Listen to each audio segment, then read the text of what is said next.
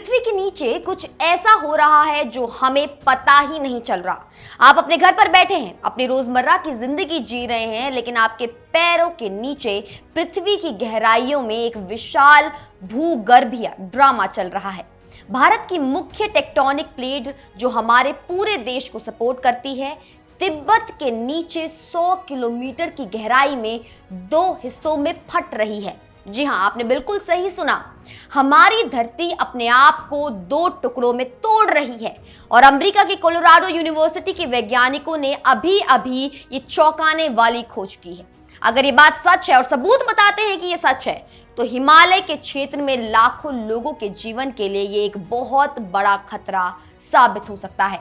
पृथ्वी को समझना कठिन है, लेकिन विज्ञान हमें समझा रहा है। हमारी पृथ्वी की बाहरी सतह, जिसे क्रस्ट कहते हैं, ये कई बड़े टुकड़ों में बटी है। इन टुकड़ों को टेक्टोनिक प्लेट्स कहा जाता है और ये प्लेट्स एक दूसरे को ढकेलती हैं, खींचती है, घुमाती है। मतलब ये हमेशा गतिशील रहती है, स्थिर नहीं रहती। भारतीय टेक्टोनिक प्लेट एक ऐसी प्लेट है जो हमारे पूरे देश भारत, पाकिस्तान, बांग्लादेश का बड़ा हिस्सा, इन सबको होल्ड कर रही है। और ये प्लेट सबसे अजीब तरीके से हिल रही है। हर साल ये प्लेट 5 सेंटीमीटर उत्तर की ओर बढ़ रही है, बस धीरे धीरे लेकिन लगातार, जैसे कोई स्लो मोशन में चल रहा हो। ये प्लेट अफ्रीका से अलग होकर 50 से 60 मिलियन साल पहले उत्तर की ओर चली आई थी और जब ये एशिया के पास पहुंची तो एक विशाल टक्कर हुई। इसी टक्कर से हिमालय माउंटेन्स बने और तब से लेकर आज तक ये प्लेट उत्तर की ओर ढकेली जा रही है। इसी प्रेशर से हिमालय की चोटियां ऊपर उठती रहती हैं। हर साल हिमालय की चोटियां कुछ मिलीमीटर ऊपर उठती रहती हैं। ये एक स्लो जियोलॉजिकल प्रोसेस है, लेकिन अब कुछ नया हो रहा है और ये नया काम चिंता का विषय है।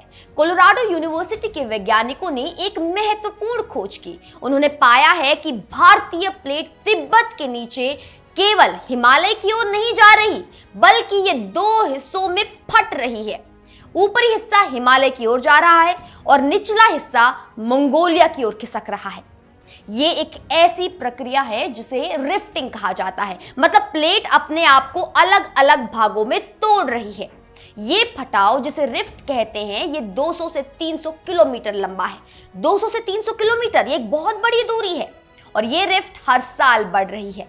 ये प्रक्रिया नई नहीं है। नेचर जियोसाइंस जर्नल में छपी स्टडी के अनुसार ये रिफ्टिंग प्रक्रिया 50 लाख साल पहले शुरू हुई थी, लेकिन अब तेज हो गई है और यही तो खतरे की बात है।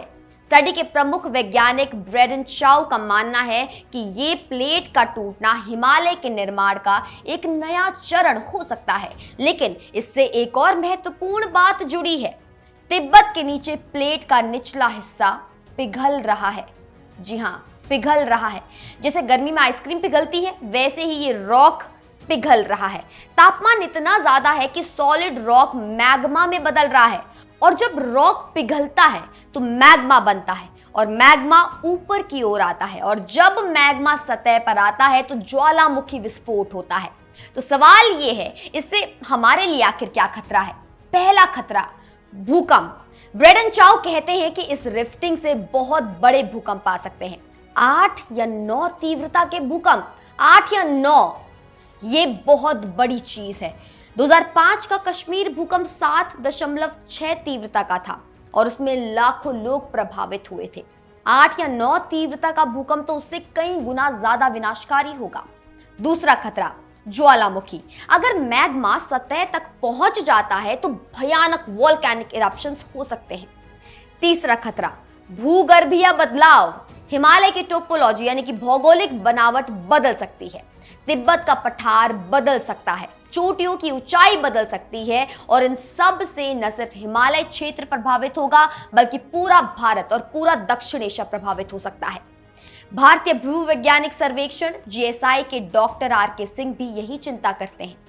उन्होंने कहा है कि हिमालय पहले से ही एक बहुत सेंसिटिव क्षेत्र है जहां भूकंप आते रहते हैं और अगर ये रिफ्टिंग तेजी से बढ़ता है तो भूकंपों की फ्रीक्वेंसी और इंटेंसिटी दोनों बढ़ सकते हैं। 2005 का कश्मीर भूकंप जो 7.6 तीव्रता का था, वो भी इसी इंडियन प्लेट की वजह से आया था। और अगर ये नया रिफ्टिंग और बिगड़ता है तो ऐसे ही भूकंप बार बार आ सकते हैं। लेकिन एक अच्छी बात है, स्टडी के अनुसार ये बड़ा परिवर्तन अगले 10 से 20 लाख साल में होगा। 10 से 20 लाख साल यानी तुरंत कोई बड़ा खतरा नहीं है, लेकिन छोटे छोटे भूकंप अभी से ही बढ़ सकते हैं और धीरे धीरे समय के साथ बड़े भूकंप आ सकते हैं। तो बिल्कुल तुरंत तो नहीं, लेकिन दीर्घकालीन खतरा निश्चित है और इसीलिए भारत सरकार और भारतीय वैज्ञानिक संस्थाएं पहले से ही तैयारी शुरू कर रहे हैं। कोलोराडो यूनिवर्सिटी की टीम ने 20 साल के डेटा का विश्लेषण किया। उन्होंने सेस्मिक वेव्स यानी कि भूकंप की लहरों का अध्ययन किया। जब भूकंप आता है तो वेव्स निकलती हैं जो पृथ्वी के अंदर से गुजरती हैं और इन वेव्स को एनालाइज करके साइंटिस्ट को पता चल जाता है कि अंदर क्या हो रहा है। सेस्मिक वेव्स की गति, एंगल और जो इंफॉर्मेशन वो देती है उससे साइंटिस्ट को पता चलता है कि प्लेट कहां फट रही है, कहां बेंड हो रही है और कहां क्या हो रहा है। तो 20 सालों के डेटा को एनालाइज करके ये टीम इस नतीजे पर पहुंची है कि हाँ, भारतीय प्लेट तिब्बत के नीचे 2 हिस्सों में फट रही है। भारत सरकार ने इसी बात को बहुत सीरियसली लिया है। GSI geological survey of India को और ज्यादा फंड्स दिए गए हैं। National centre for seismology NCS अब तिब्बत बॉर्डर पर 50 नए सेंसर्स लगाने जा रहा है। ये sensors real time data collect करेंगे। हर सेकंड, हर मिनट, हर घंटे सेंसर्स जानकारी भेजते रहेंगे। इससे साइंटिस्ट को पता चल जाएगा कि क्या बदलाव हो रहे हैं, कितनी तेजी से हो रहे हैं और अगर कोई बड़ा भूकंप आने वाला है तो उसका पहले से ही कुछ संकेत मिल जाएगा। भारत के प्राइम मिनिस्टर ने कहा है कि हिमालय हमारा खजाना है और इसे बचाना हमारा कर्तव्य है। ये सिर्फ एक खूबसूरत स्टेटमेंट नहीं है, ये एक वास्तविक कमिटमेंट है, क्योंकि हिमालय से करोड़ों लोग डिपेंडेंट है पानी के लिए, खेती के लिए, इकोलॉजिकल बैलेंस के लिए। अगर हिमालय को कोई नुकसान होता है तो भारत, पाकिस्तान, नेपाल, भूटान, तिब्बत सबको नुकसान होगा। तो ये एक इंटरनेशनल इशू भी है। इसलिए भारत सरकार चीन के साथ डेटा शेयरिंग पर भी बातचीत कर रही है, क्योंकि तिब्बत चीन का क्षेत्र है और वहां जो होगा उससे चीन भी प्रभावित होगा। इसलिए दोनों देशों को मिलकर काम करना होगा। अब आते हैं सबसे महत्वपूर्ण सवाल पर, हम क्या कर सकते हैं। पहली चीज, प्रिपरेशन। भूकंप रोधी इमारतें बनाएं, जो बिल्डिंग्स बने हुए हैं उन्हें स्ट्रेंथन करें। दूसरी चीज, मॉनिटरिंग। सेंसर्स लगाएं, डेटा कलेक्ट करें, कंटिन्यूसली मॉनिटर करते रहें। तीसरी चीज, अवेयरनेस। लोगों को बताएं कि क्या हो सकता है और अगर भूकंप आए तो क्या करना चाहिए।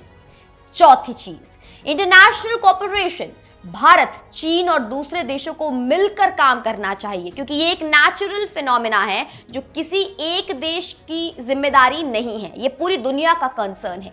वैज्ञानिकों का मानना है कि ये सब पृथ्वी का एक नॉर्मल जियोलॉजिकल साइकिल है।